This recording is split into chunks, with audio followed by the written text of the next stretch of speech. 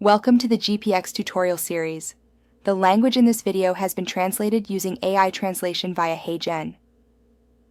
While we strive for accuracy, the translation may not be entirely precise or reflect the original intent and meaning in all cases. We appreciate your understanding as we work to make this content more accessible through AI-assisted translation. Bienvenue dans la série de tutoriels GPX. Le langage utilisé dans cette vidéo a été traduit grâce à l'IA, traduction assistée par ordinateur, de HeyGen. Malgré nos efforts constants d'exactitude, il est possible que la traduction ne soit pas toujours exacte ou ne reflète pas le sens initial. Nous vous remercions de votre compréhension tandis que nous travaillons à rendre ce contenu plus accessible grâce à la traduction assistée par IA. Bonjour et bienvenue dans ce tutoriel sur GastroPlus PK+. Aujourd'hui, nous allons parcourir le projet tutoriel Midazolam PK+, que vous trouverez dans le dossier des tutoriels de votre installation de GPX. Ici, nous avons une dose intraveineuse de 5 mg, ainsi que des doses orales de 7,5 mg, 15 mg et 30 mg. Dans la prochaine et importante partie de ce tutoriel, je vais vous montrer en détail comment effectuer à la fois des analyses compartimentales et également non compartimentales. Enfin, je vous montrerai comment exporter les paramètres obtenus grâce à ces analyses dans PK+, vers le panneau pharmacocinétique de votre simulation afin de pouvoir exécuter la simulation avec le résultat souhaité. C'est parti! Vous pouvez voir que j'ai sélectionné le projet de Midazolam dans GPX. Avant que nous entrions dans le module PK+, j'aimerais que vous regardiez les données observées. Dans les données observées, vous pouvez voir que nous avons une dose IV de 5 mg. Nous avons une étude clinique avec des doses de 7,5 mg, 15 mg et 30 mg en solution ou par voie orale. Vous pourrez également voir, à la fin des données observées, que la quantité de dose est correctement décrite pour chaque donnée observée, ainsi que la masse corporelle en kilogrammes sur laquelle cette donnée a été mesurée. Pour effectuer l'analyse PK+, nous devons accéder aux différents modules de la fenêtre principale de GastroPlus X. Ici, nous pouvons cliquer sur PK+. Dès que nous cliquons sur PK+, nous entrons dans la fenêtre d'analyse PK+. En haut, vous pouvez voir le composé. Ici, vous pouvez en fait faire défiler les composés sur lesquels vous souhaitez effectuer l'analyse PK+. Vous pouvez voir qu'il s'agit de Midazolam pour cet exercice en particulier. Pour effectuer la première analyse de PK+, nous allons faire l'exercice d'importer les données d'une dose CAC-V de 5 mg, de réaliser un ajustement compartimental et non compartimental, puis d'exporter les paramètres souhaités vers la simulation, enfin d'exécuter la simulation et de comprendre comment ces exports apparaissent dans différentes parties des panneaux GPX. Comme vous pouvez le voir actuellement, nos entrées sont vides. Afin de faire le premier passage sur Live, nous allons aller dans Ajouter et ajouter la dose CAC-V. Ajoutons donc 5 mg en IV. Lorsque j'entre 5 mg en intraveineuse, vous pouvez voir que ma série d'expositions, le type de dose, la dose en mg, le temps de perfusion, ainsi que le poids corporel sont remplis avec différentes valeurs numériques. Veuillez vous assurer qu'ils sont correctement associés au nom d'entrée que vous essayez de représenter dans votre PK+. Dans la série d'exposition, nous la définition d'une dose intraveineuse de 5 mg. Il peut arriver que la série d'exposition ne corresponde pas au nom d'entrée de l'entrée souhaitée. Pour y accéder, il vous suffit de cliquer sur la série d'exposition. Vous serez alors dirigé vers le nom du groupe particulier des données observées, ainsi que vers le nom de la série. Vous pouvez ensuite cliquer sur le menu déroulant et parcourir les différents choix de noms de groupe ou même de noms de série. Dans le type de dose, il montre une association d'un type de dose orale à une IV, ce qui est incorrect. Cliquons dessus et corrigeons-le en intraveineuse. Avec cela, nous sommes maintenant prêts pour notre toute première exécution, afin de réaliser la première analyse simple, non compartimentale et compartimentale sur la dose ACT. Nous allons dans le panneau Exécution et définir une nouvelle exécution. Pour cela, il vous suffit simplement d'ajouter une nouvelle exécution. Nous pouvons l'appeler exécution ACT. Une fois que j'appelle l'analyse ACTFDA, dans les entrées de cette analyse, vous pouvez voir le choix de 5 mg CART que nous avons saisi ici dans le nom de l'entrée. Cliquez ici pour le faire passer au vert. Une fois sélectionné, nous pouvons avancer et examiner les différents paramètres de modèle que nous pouvons définir pour l'analyse compartimentale et non compartimentale. Dans le cas présent, nous n'allons modifier aucun de ces paramètres, mais je vais vous montrer dans un instant comment chacun d'eux peut être impacté, surtout lorsque nous ajustons à la fois des doses orales et intraveineuses. Vous pouvez voir ici que nous avons des types de modèles d'élimination. Il existe des modèles d'élimination linéaire et non linéaire. La fraction plasmatique non liée est par défaut de 100%.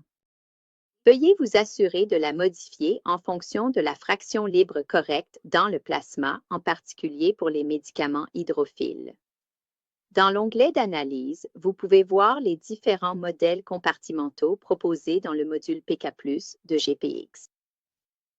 Pour pouvoir lancer l'analyse pour tous ces modèles, veuillez cliquer sur le modèle d'analyse non compartimental. Vous allez maintenant cliquer et faire glisser jusqu'en bas de la liste. Vous pouvez voir que cela sélectionne toutes les analyses compartimentales disponibles à résoudre. Une fois que nous avons fait cela, nous allons cliquer sur « Résoudre ».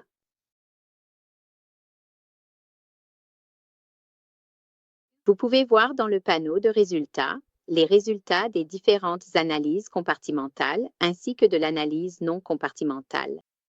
Le premier résultat que vous voyez est celui de l'analyse non compartimentale. Ici, vous pouvez clairement voir tous les calculs détaillés de l'analyse non compartimentale pour la dose intraveineuse de 5 mg présentée dans ce tableau récapitulatif. Vous pouvez exporter le résultat de cette analyse vers votre module de pharmacocinétique en activant le bouton d'exportation. Vous pouvez également faire un contrôle-clic sur une cellule ou une ligne particulière de ce tableau et la copier. Une fois que vous l'avez copiée, vous pourrez la coller dans Excel afin de voir les résultats sous forme de tableau. Passons à l'analyse compartimentale. Dans l'analyse compartimentale, PK+ fournit directement l'analyse pour 1, 2 et 3 compartiments.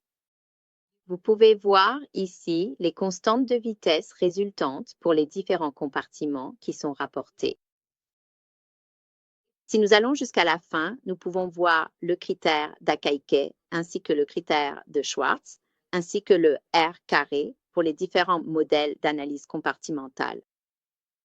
PK+ sélectionne directement le modèle qui présente le critère d'Akaike le plus bas. Dans ce cas, le modèle à un compartiment est déjà indiqué comme étant le meilleur ajustement avec l'activation du bouton vert. Nous pouvons également voir les informations sur la clairance et la distribution du volume, ainsi que les informations pondérées et normalisées. Et enfin, nous pouvons effectuer une vérification visuelle de la performance de nos différents modèles, comme vous pouvez le voir ici. Dans ce cas, nous pouvons également voir les résidus. Pour retirer les résidus de l'observation, il suffit d'appuyer sur la touche Contrôle et de cliquer sur les résidus que vous ne souhaitez pas voir. À présent, vous pouvez voir que nous avons les données observées pour 5 mg en IV et que les résultats des différents modèles compartimentaux sont affichés à l'écran. Pour l'instant, elles sont toutes de la même couleur. Pour changer la couleur de certaines de ces lignes spécifiques, vous devrez d'abord sélectionner l'une des prédictions affichées, puis aller dans les options du graphique et modifier la couleur à cet endroit précis. Je ne vais pas le faire par souci de temps. Une fois que nous avons vu les différents résultats donnés par PK+, en ce qui concerne l'analyse non compartimentée ainsi que l'analyse compartimentée, Exportons maintenant le résultat souhaité dans notre simulation. Cela se fera concrètement via le bouton de bascule d'exportation situé sur l'analyse souhaitée et pertinente. Comme PK+ a indiqué qu'un modèle à un compartiment était le mieux adapté, nous allons exporter ce modèle. Pour ce faire, activez le bouton d'exportation. Une fois que vous avez activé le bouton d'exportation, veuillez aller en bas de l'écran et choisir la simulation dans laquelle vous souhaitez exporter ce résultat. Ici, nous avons une simulation eQuant de 5 mg vers laquelle nous souhaitons exporter le résultat. Dès que nous cliquons sur le bouton d'exportation des résultats, des messages s'affichent indiquant clairement que les paramètres PK compartimentaux ont été exportés avec succès vers le panneau pharmacocinétique. Il indique également que les paramètres simplifiés d'absorption et l'extraction de premier passage ont été exportés vers la simulation sélectionnée. Dans ce cas, nous n'avons pas configuré de modèle d'absorption simplifié, par conséquent, nous ne pourrons pas voir cela. Cependant, dans la série de tutoriels, il vous sera montré comment permettre un modèle d'absorption simplifié et vous pourrez ensuite utiliser ces informations pour organiser l'exportation d'un résultat d'absorption simplifié depuis PK+ vers votre simulation. Pour voir les résultats exportés depuis PK+, nous devons aller dans le panneau pharmacocinétique. Une fois que nous y sommes, vous pouvez en fait voir dans le modèle compartimental que nous avons maintenant 2 lignes définissant le nom du modèle. Tout d'abord, le modèle à un compartiment humain qui était prédéfini existe déjà, puis le modèle à un compartiment en Eve qui a en fait été créé par nous dans le cadre de cet exercice. Supprimons le modèle humain à un seul compartiment. Cela se fait en sélectionnant le contrôle P et en cliquant sur cette ligne spécifique en particulier. Une fois qu'elle est sélectionnée, elle deviendra de couleur verte.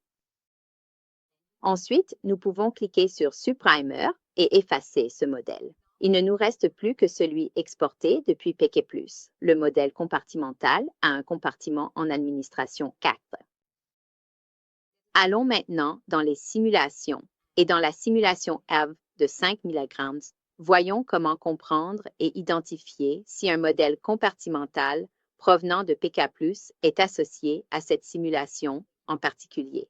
Pour cela, vous devez aller dans les paramètres du composé. Ici, vous pouvez clairement voir que le nom actuel du modèle compartimental est bien modèle à un compartiment avec administration K, et c'est précisément celui que vous souhaitez utiliser.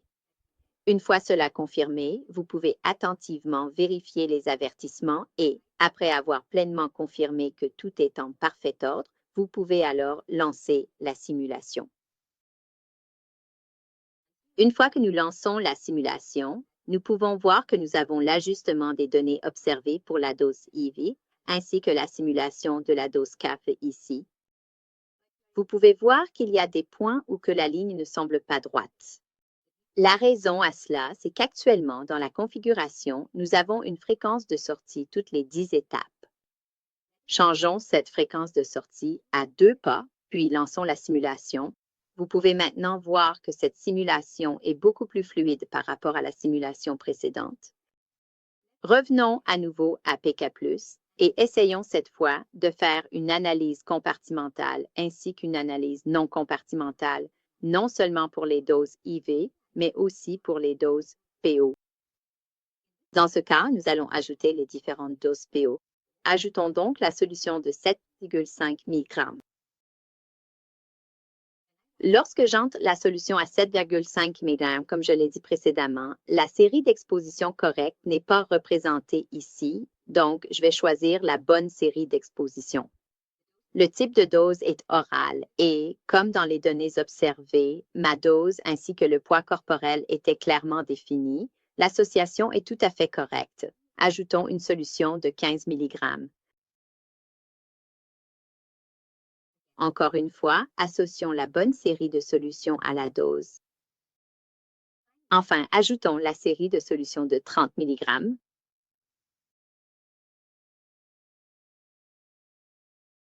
Dans ce cas, vous pouvez voir que tout, aussi bien la dose que le poids corporel, est à 0.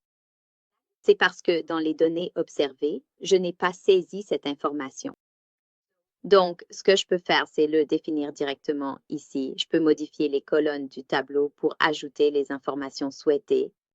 D'accord, maintenant que cela a été mis à jour et que tout est en ordre, ajoutons une nouvelle exécution, une toute nouvelle exécution pour être précis. Et appelons-la analyse 4 et PO. Aucune entrée n'est sélectionnée.